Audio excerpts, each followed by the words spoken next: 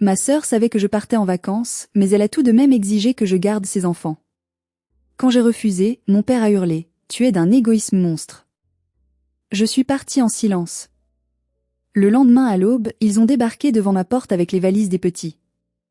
Mais à la place d'une tante soumise, ils ont trouvé une lettre scotchée sur le bois. Après l'avoir lue, les cris ont réveillé tout l'immeuble.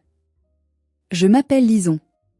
J'ai 32 ans et quelques par en chemin. Ma famille a décidé que mon temps libre leur appartenait de droit divin. Ma sœur Maglone savait que je préparais ce voyage de printemps depuis des mois. Elle savait que j'avais posé mes congés, réservé les vols avec mes amis d'université, et rayé chaque jour sur mon calendrier avec une ferveur presque religieuse. Et pourtant, elle a annoncé que sa babysitter s'était désistée et que, par conséquent, c'était moi qui garderais ses enfants. Ce n'était pas une question. C'était une décision lâchée au milieu du dîner chez mes parents, entre la poire et le fromage. Comme si mon voyage n'était qu'un caprice qu'elle pouvait annuler d'un claquement de doigts. Mes parents n'ont pas semblé surpris. Ils se sont simplement tournés vers moi, attendant la même réponse que j'avais donnée trop de fois auparavant. Cette fois, j'ai dit non. Je n'ai pas élevé la voix. Je n'ai pas listé tout ce que je perdrais. J'ai simplement dit que je partais pour mes vacances de printemps et que je ne resterais pas à la maison pour faire du babysitting. Le visage de Maglone a viré au rouge d'une manière que je n'avais jamais vue auparavant. Le genre de colère qui dit « Tu viens de briser une règle familiale tacite ». C'est alors que mon père, Ambroise, est intervenu, la voix dure, demandant pourquoi j'étais si égoïste et pourquoi je ne pensais qu'à moi-même. Je n'ai pas discuté. J'ai pris mon sac, je suis sortie et j'ai conduit jusqu'à chez moi, le cœur battant si fort qu'il faisait trembler mes mains sur le volant. Le lendemain matin, ils se sont présentés à ma porte avec les enfants. Avant de vous raconter ce qu'elle a dit et ce qui s'est passé après que je sois sortie, dites-moi, quelle heure est-il pour vous en ce moment et depuis quelle ville ou quel pays regardez-vous cette vidéo? Je suis curieuse de voir jusqu'où cette histoire va voyager. Quelques soirs avant cette confrontation désordonnée, ma vie semblait encore presque normale. Je vis à Annecy, une ville magnifique mais où le coût de la vie ne pardonne pas. Je travaille comme restauratrice de montres anciennes. C'est un métier de précision, de silence, où le moindre tremblement peut détruire un mécanisme vieux de 2 siècles. Mon travail dévore mon énergie et ma concentration si je ne fais pas attention. Alors, planifier une vraie pause m'avait semblé presque impossible pendant des années. Ce voyage à Madère avait commencé comme une blague dans un groupe de discussion avec des amis de fac, et est lentement devenu quelque chose de réel. Les alertes de prix pour les vols au départ de Genève, le partage d'une location avec vue sur l'océan, les débats sur qui cuisinerait quel soir. J'avais déplacé des quarts de travail, supplié pour des jours de congés spécifiques, et regardé mes heures de vacances disparaître du portail de l'entreprise une par une. Ma sœur aînée, Maglone, connaissait chaque détail parce que j'avais été assez naïve pour lui en parler avec excitation. J'avais parlé de la compagnie aérienne que nous utilisions, de l'heure matinale du vol, et de la façon dont je devrais partir pour l'aéroport avant le lever du soleil depuis mon appartement. Elle écoutait, posait des questions pratiques sur le poids des bagages et l'assurance voyage, et jamais une seule fois elle n'a laissé entendre que mes projets pourraient être un problème pour elle. La chose est que Maglone me traitait comme sa babysitter intégrée bien avant que ce voyage n'existe. Quand elle a eu ses enfants pour la première fois, cela a commencé petit. Elle appelait et demandait si je pouvais passer 1 heure pour qu'elle puisse faire une course seule. Je me disais que ce n'était pas grand-chose. 1 heure s'est transformée en un samedi après-midi, puis en des soirées entières où j'étais laissée sur le canapé avec des dessins animés en boucle pendant qu'elle restait tard dehors avec son mari, Landry. Mes parents me voyaient si souvent avec les enfants qu'ils ont simplement intégré cela dans le récit familial. Quand ils parlaient de Maglone ayant besoin d'une pause, mon nom était toujours la réponse suspendue dans l'air. Je vis seule. Je n'ai pas d'enfant. Je loue un appartement T2 au lieu d'une maison avec jardin. Donc, dans leur esprit, mon temps doit coûter moins cher que le sien. Au cours de la dernière année, j'avais commencé à prendre du recul. J'ai arrêté de dire oui automatiquement. J'ai laissé certains appels aller sur messagerie et j'ai dit à Maglone que je ne pouvais pas garder les enfants les soirs de semaine quand j'avais des pièces délicates à restaurer le lendemain matin. Elle n'a pas aimé le changement. Le ton de ses messages est passé de reconnaissant à impatient, et elle a commencé à m'envoyer des plannings au lieu de questions, comme si mon calendrier existait pour être rempli autour du sien. Il y a eu un soir qui aurait dû m'avertir jusqu'où elle était prête à aller. Je me préparais à me connecter pour une enchère en ligne obligatoire pour l'atelier quand elle a appelé. voix déjà en mode crise, disant que sa garde de secours avait échoué et qu'elle était déjà à moitié sortie de la porte.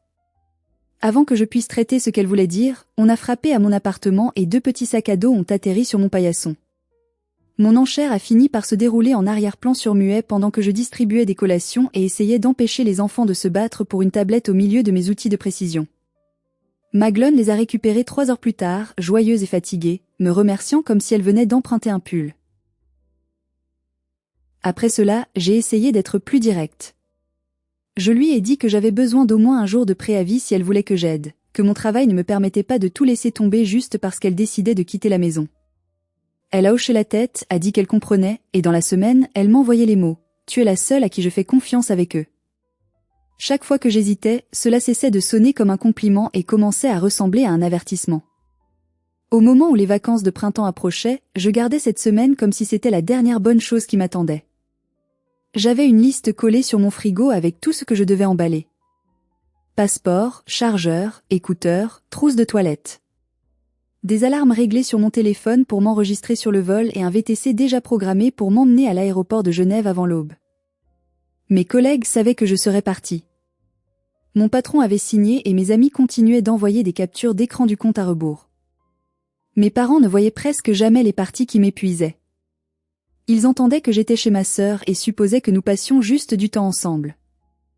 Les rares fois où je mentionnais être fatiguée, ma mère, Bérénice, me rappelait que Maglone avait 2 jeunes enfants et mon père disait que j'étais douée avec eux.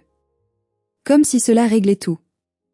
Personne ne demandait ce que j'avais abandonné pour être là.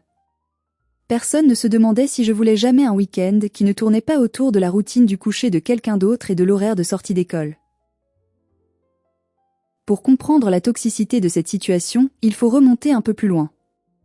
Maglone a toujours été l'enfant doré. À 36 ans, elle se présente comme une home stagiaire et influenceuse lifestyle sur Instagram. La réalité, c'est qu'elle vit au-dessus de ses moyens, accumulant les dettes pour maintenir une façade de perfection bourgeoise à Annecy, tandis que son mari, Landry, un représentant commercial souvent absent, ferme les yeux. Pour mes parents, Maglone a réussi parce qu'elle leur a donné des petits-enfants.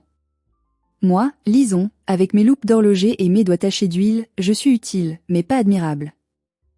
Il y a 2 ans, j'ai perdu un contrat de restauration très lucratif pour une pendule neuchâteloise du XVIIIe siècle. Maglone m'avait juré qu'elle passerait récupérer ses enfants à 14 heures. Elle est arrivée à 21 heures, sentant l'huile de massage et le vin blanc. Pendant ce temps, l'un des petits avait heurté mon établi, faisant tomber une pièce de mécanisme introuvable. J'ai passé la nuit à 4 pattes à chercher un ressort de la taille d'un cil, en pleurs. Quand j'en ai parlé à ma mère, elle a soupiré. « Oh Lison, ce ne sont que de vieux objets. Tes neveux sont vivants, eux.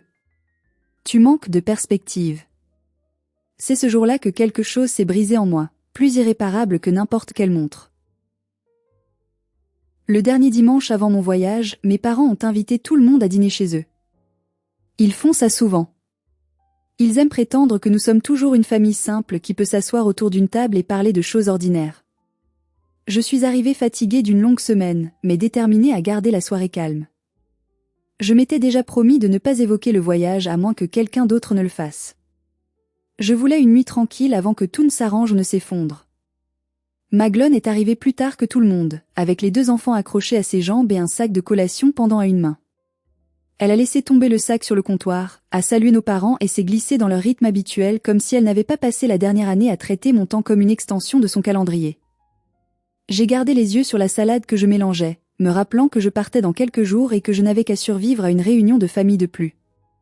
Nous avons mangé dans le salon avec la télévision bourdonnant en arrière-plan. La conversation rebondissait entre la météo et la circulation locale autour du lac. J'attendais le moment où le sujet changerait. Il a changé. Quand Maglone s'est penchée en arrière sur le canapé et a annoncé que sa babysitter avait annulé et que les vacances de printemps seraient un gâchis à moins que quelqu'un n'intervienne. Elle ne m'a pas regardé quand elle l'a dit. Elle n'en avait pas besoin. La pause qui a suivi était familière. L'espace silencieux où tout le monde faisait semblant de réfléchir en attendant que je prenne la parole. Mes parents ont échangé un regard. L'un des enfants a demandé plus de jus. Le son de la télévision a rempli le silence jusqu'à ce qu'il semble être le seul bruit dans la pièce. Le pot-au-feu de ma mère refroidissait dans mon assiette, une couche de graisse commençant à figer sur le bouillon. C'était une métaphore parfaite de l'ambiance, lourde, indigeste et froide. J'ai dit à tout le monde que je partais toujours en voyage.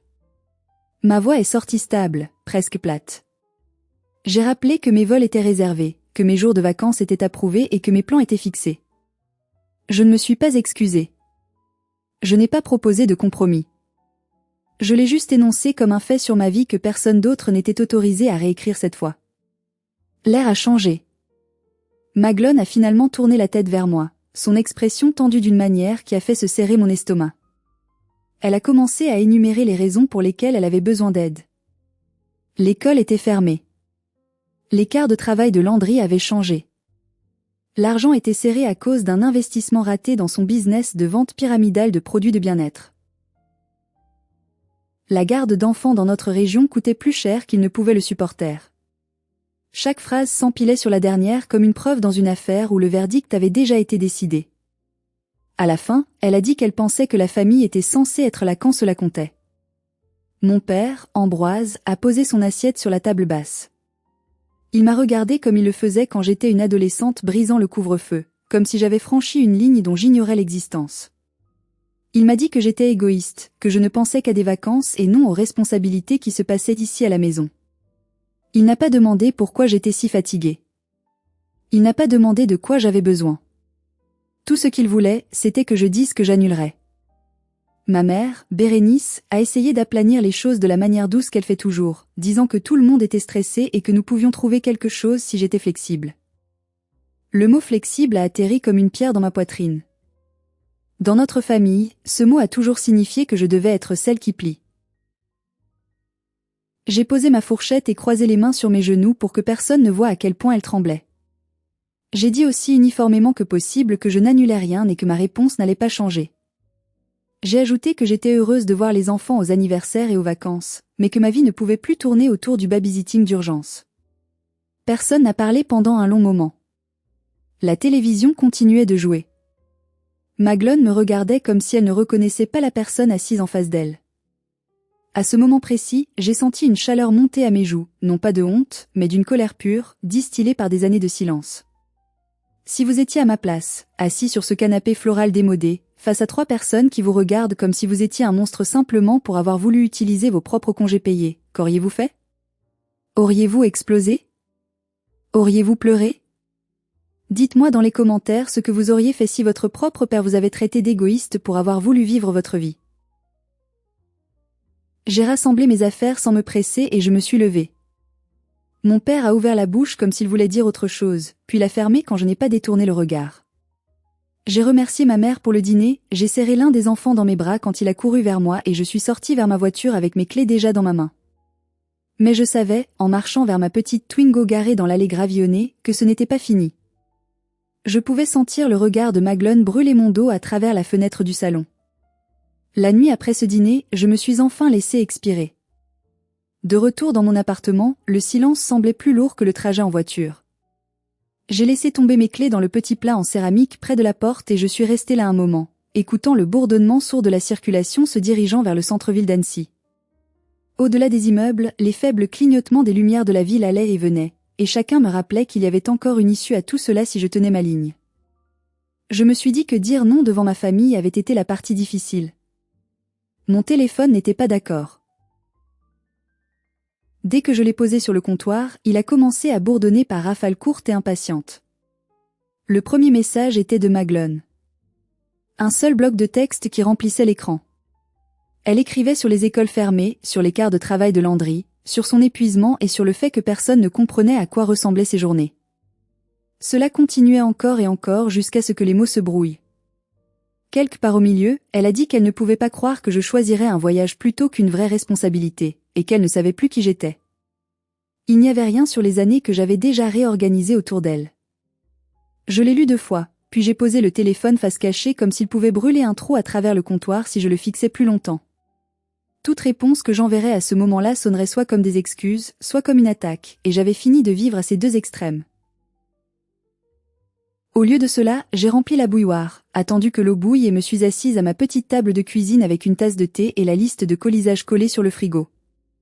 Voir mes propres priorités écrites de mon écriture m'a calmée d'une manière qu'aucune conversation n'avait jamais faite. Quand j'ai finalement repris le téléphone, le chat de groupe familial s'était transformé en un couloir bondé. Ma mère avait ajouté des messages disant que tout le monde était stressé et que nous devrions nous rencontrer au milieu. Mon père avait écrit que nous devions être réalistes et penser à ce qui était le mieux pour les enfants. Dans son esprit, être réaliste signifiait généralement que j'étais celle qui devait renoncer à quelque chose. Maglone avait déposé une photo du calendrier scolaire dans le chat, des cercles autour des jours de congé, comme un argument visuel qu'elle pensait clore la discussion. Je n'ai pas répondu là-bas. J'ai ouvert un nouveau message à ma sœur à la place. J'ai tapé que je serais hors de la ville pour les vacances de printemps aux dates que je lui avais déjà données, que je ne prendrais pas en charge la garde des enfants cette semaine-là et qu'elle devait trouver une autre solution. Les mots semblaient raides sur l'écran, presque comme s'ils appartenaient à un email professionnel, mais au moins ils étaient clairs. J'ai lu le message plusieurs fois, vérifiant les bords mous qu'elle pourrait tordre en permission plus tard, puis j'ai appuyé sur envoyer. L'indicateur de frappe est venu et est parti sans réponse. Quand quelque chose est finalement apparu, c'était de retour dans le fil du groupe familial, pas dans notre conversation privée. Maglone a posté une longue explication sur la façon dont elle avait tout essayé, comment certaines personnes refusaient d'aider, combien il était difficile d'être mère quand les autres ne voulaient pas intervenir. Elle n'a jamais utilisé mon nom, mais chaque ligne pointait directement vers moi. Quelques parents ont ajouté de petites réactions, l'équivalent numérique de hocher la tête depuis la touche. J'ai activé le mode ne pas déranger et éteint la lumière principale, ne laissant que la douce lueur de l'extérieur s'étendre sur le sol. L'appartement semblait plus calme quand je me concentrais sur de petites tâches au lieu de grandes émotions. J'ai sorti ma valise du placard, je l'ai ouverte sur le lit et j'ai plié les vêtements en piles nettes et délibérées. Chaque chemise et chaque paire de jeans ressemblaient à une petite promesse à moi-même que je partais toujours. Plus tard, lorsque ma carte d'embarquement est devenue disponible, je me suis enregistrée à la seconde où l'application de la compagnie aérienne l'a permis.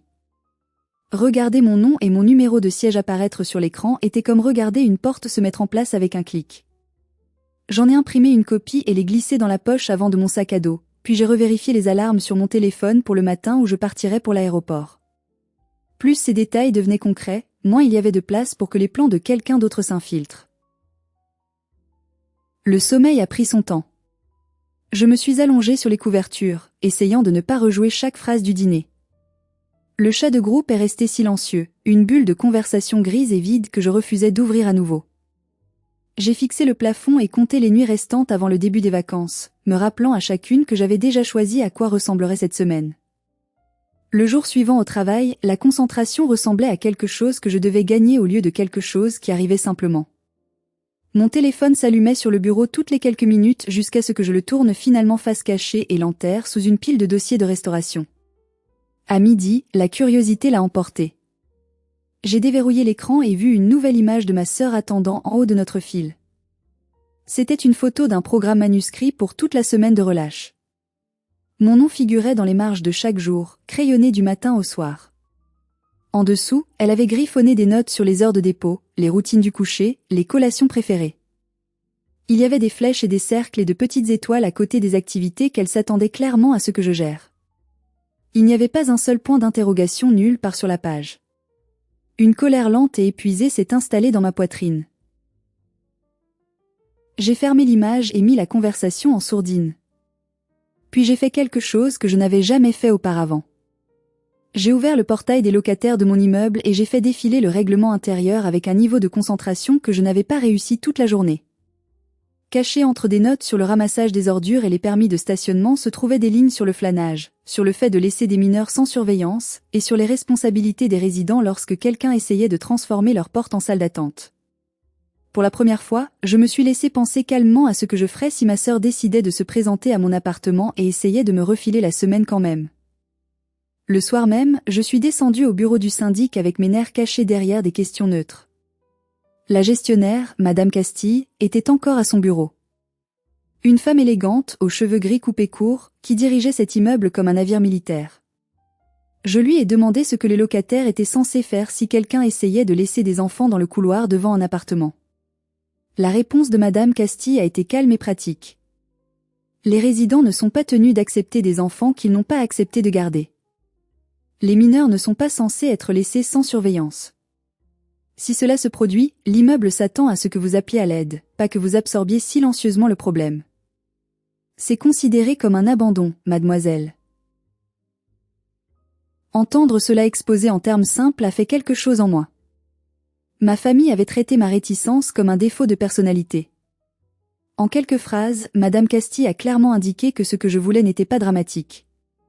C'était la sécurité de base. De retour à l'étage, je me suis assise à ma petite table et j'ai écrit la note. Je l'ai gardée nette et simple. J'ai dit que je ne fournirais pas de garde d'enfants pendant les vacances de printemps. J'ai écrit que laisser les enfants devant mon appartement tout en s'éloignant serait traité comme un abandon dans un couloir et que je contacterais la direction de l'immeuble et, si nécessaire, demanderais un contrôle de bien-être par la police. J'ai laissé de côté toute tentation d'expliquer ou de m'excuser. Il n'y avait que des limites et des conséquences. Rien que ma sœur ne puisse tordre en une demi-promesse plus tard. Dans la fine lumière grise, j'ai glissé la page pliée dans une enveloppe et l'ai posée près de la porte. Le matin que j'attendais est enfin arrivé. Je me suis réveillée avant mon alarme. L'immeuble était immobile, le couloir calme, mais mon corps avait l'impression d'être déjà en plein combat. J'ai enfilé un jean et un sweatshirt et j'ai regardé le pen dormant verrouillé. La note sur la table d'entrée attendait à côté de ma valise. 4h30 du matin. Mon VTC pour l'aéroport de Genève était prévu pour 5h15. J'avais 45 minutes d'avance. J'ai pris le ruban adhésif large que j'utilise pour sceller mes cartons de pièces détachées. J'ai ouvert la porte, l'air froid du couloir m'a frappé le visage. J'ai collé l'enveloppe, bien en vue, à hauteur des yeux, sur le bois sombre de ma porte. J'ai pris une photo. Puis, je suis rentrée, j'ai verrouillé à double tour, et je me suis assise sur ma valise dans l'entrée, dans le noir, attendant l'inévitable. Je n'ai pas eu à attendre longtemps. Le son de l'ascenseur atteignant mon étage a coupé le silence. Un moment plus tard, j'ai entendu le traînement de petits pieds, le frottement des sacs et le murmure bas de voix d'adulte. Ils se sont arrêtés juste devant. Des coups ont frappé le bois selon un motif que je connaissais par cœur. Je n'ai pas répondu. Les coups sont revenus, plus forts cette fois, suivis du bruit sourd de quelque chose posé près du seuil. À travers les hutons, j'ai vu 2 sacs à dos alignés contre ma porte et le sommet de 2 petites têtes. Maglone se tenait au-dessus d'eux, la mâchoire serrée, son mari Landry à côté d'elle avec une main sur une poignée de valise. Ils avaient l'air épuisés mais suffisants, comme s'ils accomplissaient une simple formalité. « Allez, lisons, ouvre » siffla Maglone, pas assez fort pour réveiller les voisins, mais assez pour que je l'entende. « On sait que tu es là. Ta voiture est en bas. » Je n'ai pas bougé. J'ai senti mon pouls bondir, puis je l'ai étudié en me concentrant sur l'enveloppe que j'avais collée de l'autre côté. Landry a été le premier à la remarquer. Il a tapé sur l'épaule de Maglone et a pointé le papier blanc. Maglone l'a arraché de la porte. Je pouvais presque entendre le bruit du papier se déchirant. Elle l'a ouvert dans le couloir. Ses yeux ont parcouru la page. La confusion a traversé son visage d'abord, puis une incrédulité aiguë qui a tendu ses épaules. Landry s'est penché pour parcourir les lignes, sa bouche pressée en une ligne plate et malheureuse. Je ne pouvais pas entendre chaque mot à travers la porte, mais le volume de leur voix a monté rapidement. J'ai attrapé des fragments, des accusations sur la famille et la loyauté, et le fait de transformer quelque chose de privé en quelque chose d'officiel. Elle bluffe, a dit Landry, sa voix plus forte maintenant. Elle ne ferait jamais ça. Laisse les petits, on y va. Elle ouvrira quand on sera parti. Tu as vu ce qu'elle a écrit ? A crié Maglone, oubliant de chuchoter. Elle parle de la police, Landry. Elle a cité le code pénal. Les enfants ont déplacé leur poids d'un pied à l'autre, regardant entre les adultes et ma porte silencieuse. Chaque pic de la frustration de leurs parents portait dans le couloir. J'ai gardé mes mains sur mes côtés et me suis concentrée sur ma respiration. C'était le moment où chaque oui antérieur les avait entraînés à attendre une réponse différente. La pression dans leur voix ne m'a pas émue. Je leur avais donné ma réponse il y a des jours en mots. C'était la version écrite soutenue par des règles qui ne se souciaient pas de combien de temps quelqu'un s'appuyait sur moi. Soudain, Maglone a commencé à marteler la porte avec ses poings. « Lisons. Ouvre cette putain de porte. Je sais que tu es là. Tu ne vas pas appeler les flics pour ta propre sœur. » Les coups résonnaient comme des coups de feu dans le petit couloir. J'ai vu la porte de la voisine d'en face, Madame Durand, s'entr'ouvrir. Une vieille dame curieuse en robe de chambre. Qu'est-ce qui se passe ici? A demandé madame Durand d'une voix tremblante. Maglone s'est tournée vers elle, adoptant instantanément son visage de victime. Ma sœur refuse d'ouvrir la porte à ses neveux, madame. Elle nous a promis de les garder et maintenant elle joue à la morte. Les pauvres petits sont fatigués. J'ai sorti mon téléphone. Je n'ai pas appelé Maglone. J'ai appelé le numéro d'urgence de la résidence que madame Castille m'avait donné. Oui, bonjour, c'est Lison à l'appartement 4B. Il y a des intrus devant ma porte qui perturbent la paix et menacent d'abandonner des mineurs. Oui, j'ai les preuves vidéo de ma sonnette connectée. Merci. 2 minutes. C'est tout ce qu'il a fallu. L'ascenseur a sonné à nouveau. Ce n'était pas la police, mais c'était presque aussi efficace. C'était le gardien de nuit, un homme massif nommé Monsieur Rossi, accompagné de madame Castille elle-même, qui vivait au premier étage et s'était levé tôt. Je regardais toujours par l'œilleton. J'ai vu le visage de Maglone se décomposer quand elle a vu l'uniforme. Madame, a dit madame Castille d'une voix glaciale qui a coupé les cris de ma sœur. Vous réveillez tout l'étage. J'ai reçu une plainte formelle de votre sœur hier concernant une tentative d'abandon d'enfant. Si vous et ces enfants n'êtes pas dans l'ascenseur dans 30 secondes, j'appelle la gendarmerie pour trouble à l'ordre public et mise en danger d'autrui. Et croyez-moi, ils viendront. Mais, c'est ma sœur, a balbutié Maglone, son arrogance fondant comme neige au soleil. C'est une résidente qui a le droit à la tranquillité. Partez. Maintenant.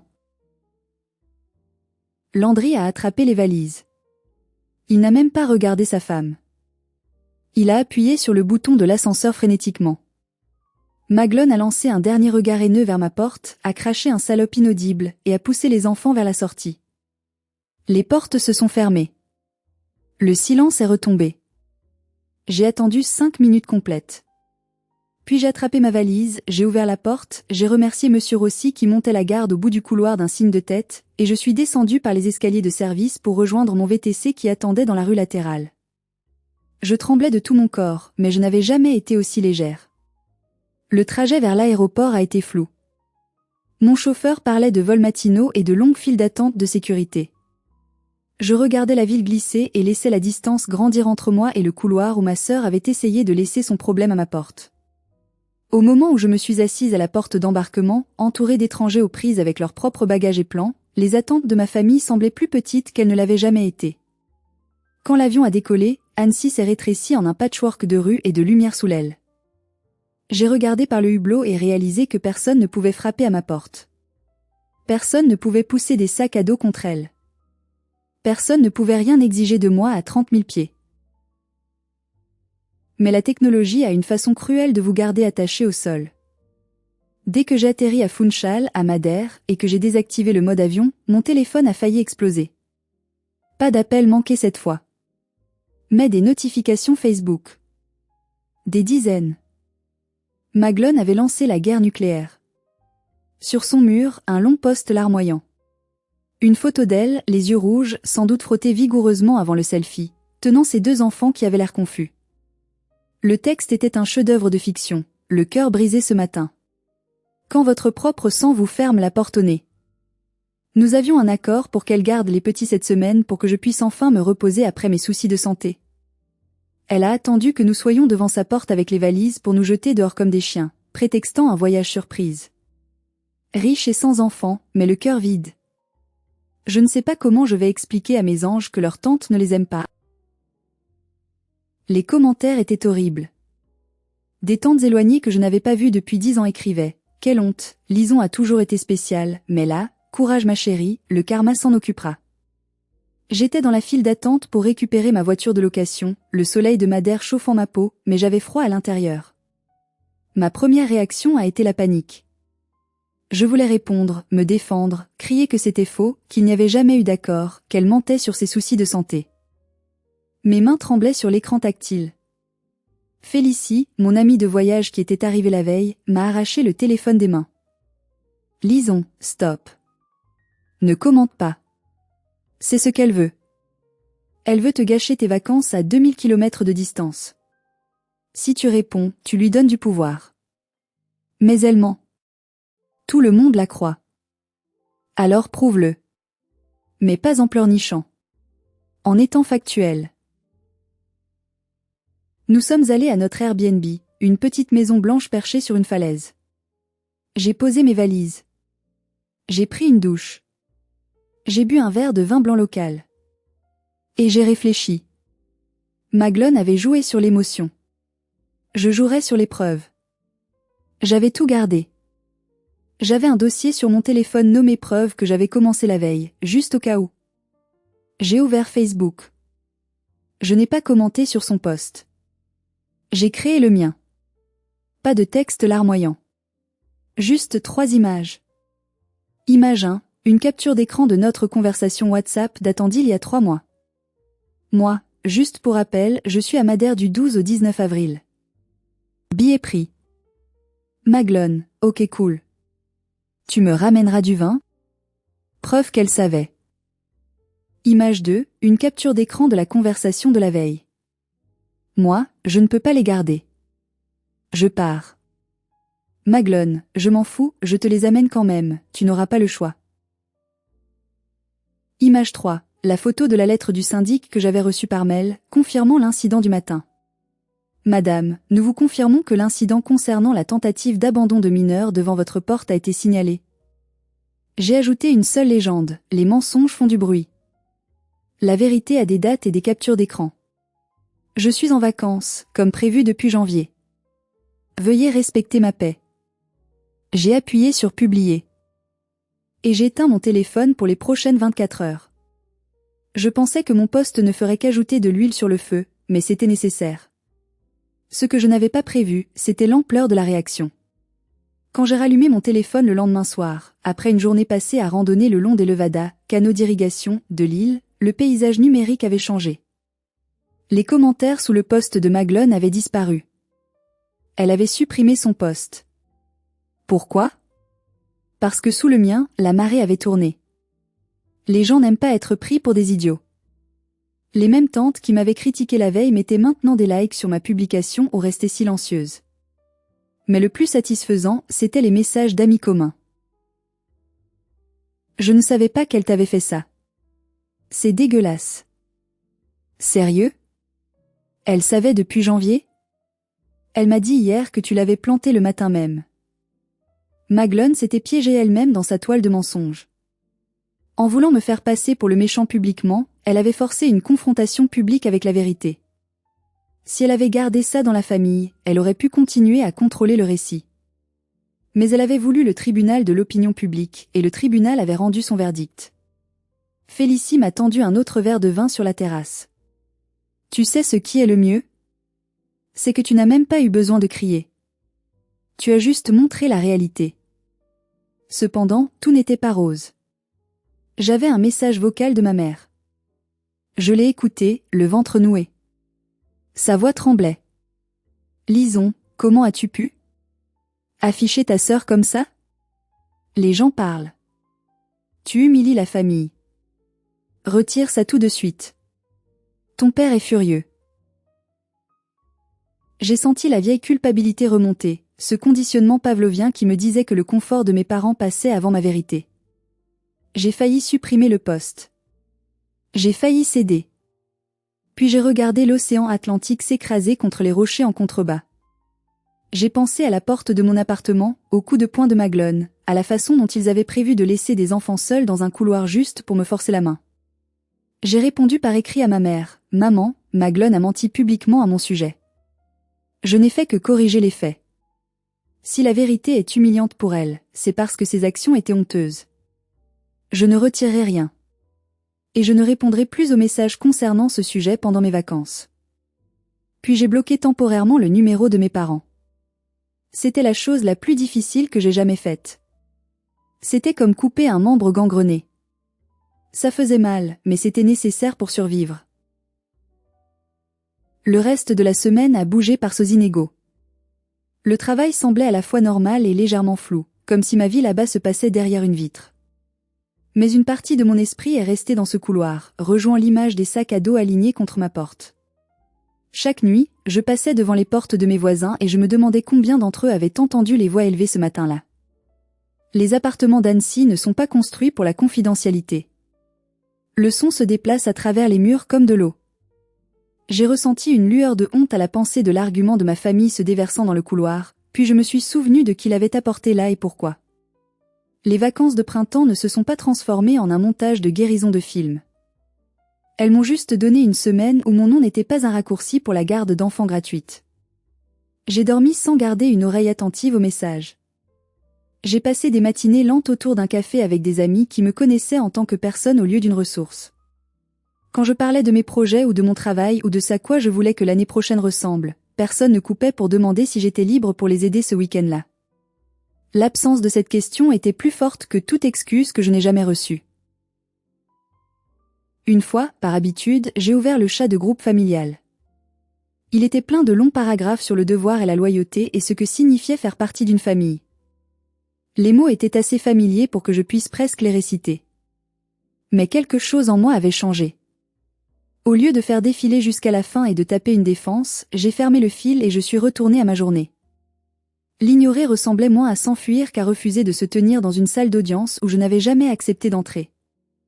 L'un des derniers jours, je suis monté au Pico do Arriero, l'un des plus hauts sommets de Madère. Au-dessus des nuages, l'air était rare et pur. J'ai rencontré un couple de retraités français, Jean et Marie, qui prenaient des photos. Nous avons discuté. Ils m'ont raconté qu'ils avaient vendu leur grande maison à Lyon pour voyager parce que leurs enfants ne venaient les voir que pour demander de l'argent. On a mis 40 ans à comprendre, m'a dit Marie avec un sourire triste mais serein. Que l'amour ne s'achète pas, et que le respect ne se négocie pas. Si on doit payer pour être aimé, alors on préfère être seul et riche de nos expériences. Cette phrase a résonné en moi comme le tic-tac d'une horloge parfaitement réglée. J'avais 32 ans, pas 70. J'avais la chance d'apprendre cette leçon maintenant. J'ai pleuré là-haut, caché derrière mes lunettes de soleil. Pas des larmes de tristesse, mais de soulagement. Je pleurais la mort de l'espoir que ma famille change un jour et la naissance de ma propre vie. Quand je suis rentrée chez moi, mon appartement ressemblait exactement à la façon dont je l'avais laissé. Pas de sac, pas de jouets, aucun signe que quiconque avait essayé de tester les limites que j'avais fixées. Une lettre du bureau de location attendait dans ma boîte aux lettres, une version finale du rapport d'incident que j'avais déjà vu. Elle décrivait la scène du couloir dans un langage sec et prudent, et confirmait que l'immeuble comprenait que je n'avais jamais consenti à rien de tout cela. Lire ces phrases, j'ai ressenti une sorte de validation que ma famille n'avait jamais offerte. Quelqu'un en dehors de l'histoire acceptant que mes limites étaient raisonnables. Ma sœur a cessé de venir à ma porte après cela. Elle est passée à parler de moi dans des endroits où je n'étais pas invitée, principalement lors de dîners avec mes parents. D'après ce qu'ils ont répété plus tard, elle s'est présentée comme épuisée et abandonnée, une mère forcée de tout porter seule pendant que je me choisissais. Quand ils ont mentionné la politique de l'immeuble et le risque de laisser les enfants sans surveillance, le ton à sa table a changé. Pour la première fois, les conséquences n'étaient pas seulement mon imagination ou ma menace. Elles étaient une mesure de la proximité avec laquelle elle avait failli franchir une ligne qu'aucun de nous ne pouvait prétendre ignorer. Dans les mois qui ont suivi, nos rôles se sont réorganisés. Mes parents ont commencé à planifier leur propre visite avec les enfants. Au lieu de supposer que je serais toujours disponible, le chat de groupe est devenu silencieux de mon côté. Je l'ai bloqué et j'ai gardé un fil plus petit ouvert uniquement avec mes parents à une condition. Si la conversation se transformait en discussion sur mes choix, je me retirais. Je le pensais vraiment. Et ils l'ont appris à la dure. Quand j'ai arrêté de répondre quelquefois et que je ne me suis pas précipitée pour raccommoder les choses, couper ma sœur de ma vie quotidienne ne ressemblait pas à une vengeance. Cela ressemblait à croire enfin à ma propre version de l'histoire. Pendant des années, j'ai pensé que l'amour signifiait absorber tout ce que les autres ne pouvaient pas ou ne voulaient pas gérer. Chaque fois que je disais oui contre mon meilleur jugement, je leur apprenais que mon temps ne coûtait rien. Dire non n'a pas soudainement changé qui ils étaient, mais cela a changé ce que j'étais prête à permettre. Il y a eu des tentatives de réconciliation. Un mois après mon retour, Maglone m'a envoyé un texto. Pas d'excuses. Juste, maman dit que tu as ramené du vin de Madère. On passe dimanche ? J'ai répondu, non. Je ne suis pas disponible dimanche. Pas de justification. Pas de désolé, j'ai du travail. Juste non. Elle a répondu, ok. C'était la première fois qu'elle acceptait un refus sans combat. Pourquoi ? Parce qu'elle savait maintenant que j'avais des munitions. Elle savait que je n'avais plus peur de faire du bruit. Mon père a eu plus de mal. Il a essayé de venir à l'improviste à mon atelier une fois. Mais j'avais changé le code de l'entrée. Il a dû m'appeler depuis la rue. Je suis descendue, je ne l'ai pas fait monter. Nous avons parlé sur le trottoir. Il a dit que je détruisais la famille. Je lui ai dit, non, papa. Je construis ma vie. Si la famille ne peut pas survivre à mes limites, c'est que la famille était déjà brisée. Il est reparti sans rien dire, mais je crois qu'il a compris qu'il ne pouvait plus me contrôler. 6 mois ont passé. C'est l'automne à Annecy maintenant. Les feuilles tombent sur le lac. J'ai appris récemment par une cousine que Maglone avait dû prendre un travail à mi-temps comme caissière parce que son business d'influenceuse s'était effondré et que Landry menaçait de la quitter si elle ne contribuait pas aux finances. Elle doit maintenant payer une vraie babysitter. Apparemment, elle se plaint tout le temps que c'est trop cher et qu'on ne peut faire confiance à personne de nos jours. L'ironie est délicieuse. Elle paye maintenant des inconnus pour faire ce que je faisais gratuitement, et elle se rend compte de la valeur du service. Quant à moi, j'ai reçu une promotion à l'atelier. On m'a confié la restauration d'une collection privée de montres suisses. C'est un travail qui demande un calme absolu. Et je l'ai. Mon appartement est mon sanctuaire. Le silence n'est plus lourd, il est doré. Je vois mes neveux de temps en temps, chez mes parents, pour des anniversaires. Je suis la tante Lison qui apporte des cadeaux sympas, reste 2 heures et rentre chez elle. Je ne change plus de couche. Je ne gère plus les crises. Je suis devenue ce que j'aurais toujours dû être, une tante, pas un parent de substitution. S'il y a une leçon dans tout cela, c'est que les limites ne concernent pas la punition des autres. Elles concernent la protection des parties de vous qui s'épuisent lorsque vous les remettez trop librement. La famille peut être une source de réconfort, mais elle peut aussi devenir l'endroit où votre générosité est traitée comme une obligation. Quand cela arrive, se choisir soi-même semblera égoïste aux personnes mêmes qui ont bénéficié du fait que vous ne vous êtes jamais choisi auparavant. Je suis encore en train de comprendre à quoi ressemble ma vie sans l'attraction constante de tout laisser tomber quand quelqu'un d'autre claque des doigts. C'est plus calme maintenant, parfois plus solitaire, mais cela semble net. Mon temps m'appartient à nouveau. Ma paix aussi. J'ai perdu l'illusion d'une famille parfaite, mais j'ai gagné le respect de moi-même. Et croyez-moi, ça vaut bien plus que tous les dîners de famille du monde. Ma porte est verrouillée, non pas pour empêcher les gens d'entrer, mais pour protéger la paix qui est à l'intérieur. Et la prochaine fois que je partirai en voyage, la seule personne à qui je devrai rendre des comptes sera moi-même. Merci d'être resté avec moi à travers cette histoire. Si un morceau de cela semblait familier, j'espère que cela vous donne la permission de protéger vos propres limites, même lorsque la personne qui les franchit partage votre nom de famille. Si vous avez aimé cette histoire, n'oubliez pas de vous abonner à la chaîne et d'activer la cloche pour ne manquer aucune de nos futures histoires. Et maintenant, c'est à vous. Avez-vous déjà dû couper les ponts avec un membre de votre famille pour sauver votre santé mentale? Racontez-moi votre expérience dans les commentaires, je les lirai tous. Un simple j'aime aide aussi énormément la chaîne. Prenez soin de vous, et n'oubliez pas, votre temps est précieux. À la prochaine. To somebody that like is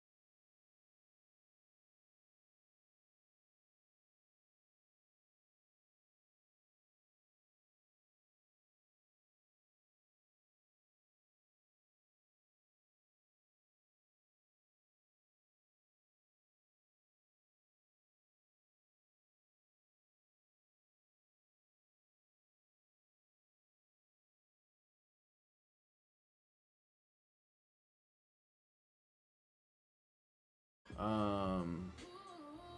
Oh, dude, no. The worst was this morning.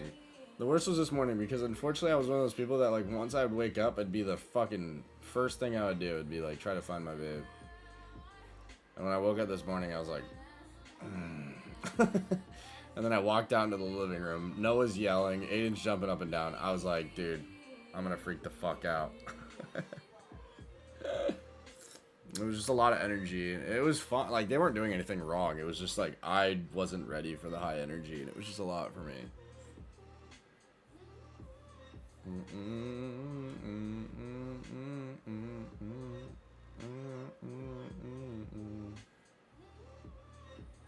Heard gum helps. Yeah, but I just got my fucking wisdom teeth removed. I can't really chew gum right now.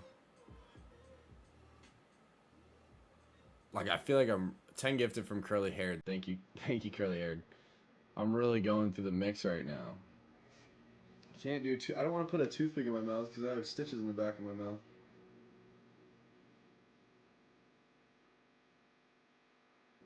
Could I do lollipops?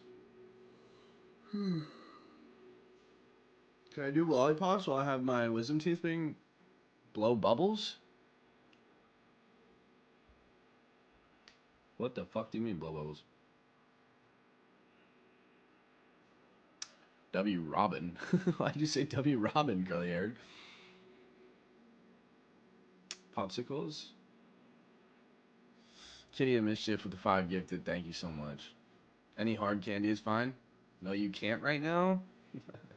It's like back-to-back comments. Can I don't want to type this. Can I